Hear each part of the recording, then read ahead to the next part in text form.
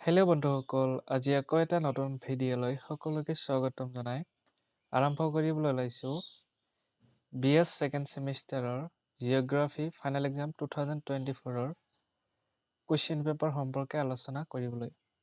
এইখন question paper তোমালোকে চাব পাৰিছা 2024 বৰ্ষৰ কুৱেশ্যন পেপাৰ, আৰু এইখন কুৱেশ্যন পেপাৰত তোমালোকৰ ছাবজেক্টৰ নাম দিয়া আছিলে ইন্ট্ৰডাকশ্যন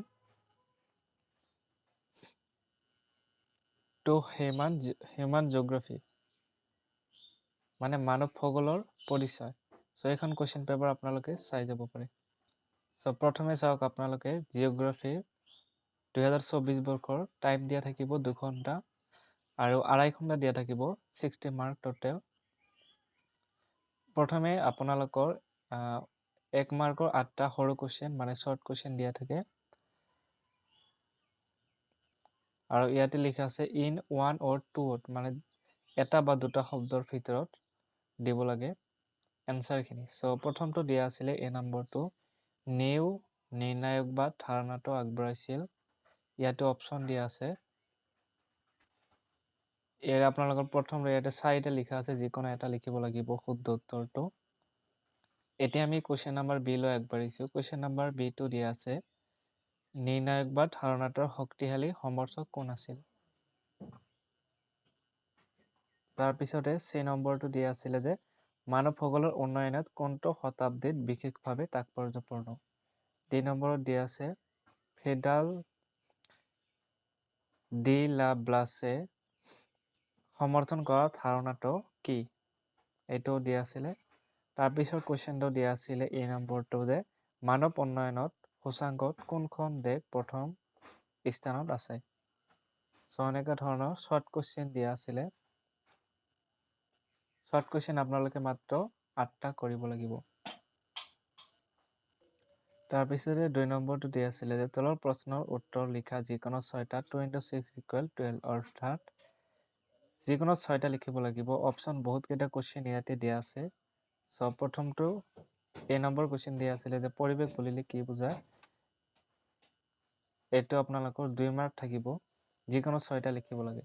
মানৱ ভূগোল মানে কি, মানৱ ভূগোলৰ 4টা শাখা, যিবিলাক কুৱেশ্যন দিয়া আছে এইবিলাক কমন কুৱেশ্যন হয়, মানে এইবিলাক আপোনালোকে জানিবই লাগিব। সমাজ কল্যাণ চিন্তাধাৰা মানৱ ভূগোলত কি নামেৰে জনা যায়। গোলকীয় উষ্ণায়ন মানে কি বুজা। তাৰপিছতে 1 নম্বৰ কুৱেশ্যনটো পৰিৱেশৰ প্ৰধান 2টা ভাগৰ নাম লিখা। যে নম্বৰ মানৱ প্ৰজাতি মানে কি, যিকোনো 2টাৰ নাম লিখা। সাম্ভাব্যবাদ মানে কি, এইটো ইম্পৰ্টেণ্ট কুৱেশ্যন হয়। তাৰপিছতে আই নম্বৰটো প্ৰাকৃতিক ভূগোল আৰু মানৱ ভূগোলৰ 2টা পাৰ্থক্য লিখিব দিছে, এইটো ইম্পৰ্টেণ্ট হয় লং কুৱেশ্যনৰ বাবে। তাৰপিছতে যে নম্বৰটো যে নগৰীকৰণ 2টা কাৰক লিখা। এতিয়া আমি 3 নম্বৰ কুৱেশ্যন লৈ আহিছোঁ। 3 নম্বৰৰ যিকোনো 4টা লিখিব লাগে। ইয়াতে টোটেল মাৰ্ক 20, অৰ্থাৎ যিকোনো 4টা লিখিব লাগে।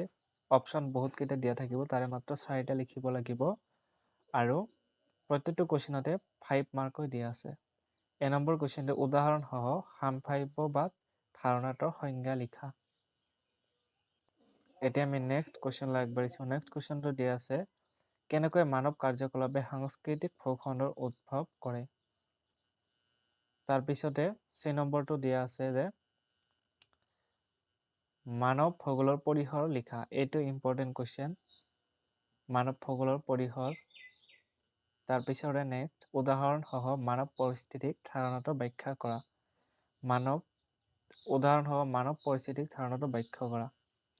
তাৰপিছতে নেক্সট কুৱেশ্যন দিয়া আছে মানৱ ভূগোল আন সমাজ বিজ্ঞানৰ লগত কেনেকৈ জড়িত বা সম্পৰ্কিত। এইটো ইম্পৰ্টেণ্ট কুৱেশ্যন হয়। তাৰপিছতে নেক্সট কুৱেশ্যন মানৱ ভূগোল অধ্যয়নৰ প্ৰধান উদ্দেশ্য। এইবিলাক যিকেইটা দিয়া আছে কুৱেশ্যন গোটেইখিনি ইম্পৰ্টেণ্ট হয়। তাৰপিছতে নিউ নিৰ্ণায়কবাদ মানে কি বুজা বা মানে কি উদাহৰণেৰে বৰ্ণনা কৰা। এইখিনি দিয়া আছিলে যিখিনি ইম্পৰ্টেণ্ট কুৱেশ্যন ইয়াৰে ভিতৰত। তাৰপিছতে আৰু কুৱেশ্যন আছে যে মানৱ ভূগোলত মানুহৰ স্থান কেন্দ্ৰত উদাহৰণেৰে ব্যাখ্যা কৰা। তাৰপিছত একেবাৰে আমি 4 নম্বৰ কুৱেশ্যন লৈ আগবাঢ়িছোঁ। 4 নম্বৰ কুৱেশ্যনত লিখা আছে যে answer the following questions any two, যিকোনো দুটা লিখিব লাগে। ইয়াতেও বেছি অপশ্যন দিয়া আছে, বেছি কুৱেশ্যন দিয়া আছে, মানে অপশ্যন দিয়া আছে। তোমালোকে মাত্ৰ যিকোনো দুটা লিখিব লাগে আৰু প্ৰত্যেকটা কুৱেশ্যনতে 10 মাৰ্ক, দুটা লিখিব লাগিব, 20 মাৰ্ক আছে। 6 নম্বৰত দিয়া আছিলে মানৱ ভূগোলৰ প্ৰকৃতি লিখা। মানৱ ভূগোলৰ বৈশিষ্ট্য, পৰিসৰ, প্ৰকৃতি, এইবিলাক কুৱেশ্যন আহি থাকে প্ৰত্যেক বছৰে। ইয়াৰ প্ৰথম শাখাসমূহ উল্লেখ কৰা। শাখাসমূহো আহে, মানৱ ভূগোলৰ শাখা 2 মাৰ্কছৰ কাৰণে আহে, এইটো ইম্পৰ্টেণ্ট হয়। তাৰপিছতে বি নম্বৰটো দিয়া আছে মানুহ আৰু পৰিৱেশৰ সম্পৰ্কৰ ওপৰত এটি যথাৰ্থ উদাহৰণে টকা লিখা। এনেকুৱা ধৰণৰ কুৱেশ্যন আহিয়ে থাকে। তাৰপিছতে মানৱ প্ৰজাতি কি, ইয়াৰ বিভিন্ন প্ৰজাতিসমূহ আৰু পৃথিৱীত বিতৰণ সম্পৰ্কে আলোচনা কৰা। এইটোও চাব লাগে আমি। একেবাৰে আমি শেষৰ পেজলৈ আহিছোঁ। কুৱেশ্যন ডি নম্বৰটো দিয়া আছে গ্ৰাম্য আৰু নগৰীয়া বসতি কাক বোলে, উদাহৰণসহ আলোচনা কৰা। এইটো এটা ইণ্টাৰেষ্টিং আৰু ইম্পৰ্টেণ্ট কুৱেশ্যন হয়। গ্ৰাম্য আৰু নগৰীয়া বসতিৰ মাজত পাৰ্থক্য কেতিয়াবা আহে, বা কাক বোলে উদাহৰণসহ আলোচনা কৰা। কেতিয়াবা পাৰ্থক্য লিখিব আহে। একেবাৰে লাষ্ট কুৱেশ্যনটো দিয়া আছে ই নম্বৰটো, পৰিৱেশ সম্পৰ্কে এটি টকা লিখা আৰু মানুহৰ ওপৰত ইয়াৰ প্ৰভাৱ সম্পৰ্কে আলোচনা বা উদাহৰণসহ লিখা। এইটো শেষৰ কুৱেশ্যন, এইটো ইম্পৰ্টেণ্ট হয়। কিছুমান কুৱেশ্যন ইয়াতে আছে প্ৰত্যেক বছৰে ৰিপিট কৰি, গতিকে ভালদৰে চাই যাব। এইখিনি আছিলে ভিডিঅ'টো, আৰু চেনেলটো অধিক জানিবৰ বাবে চেনেলটো ছাবস্ক্ৰাইব কৰি ল'ব।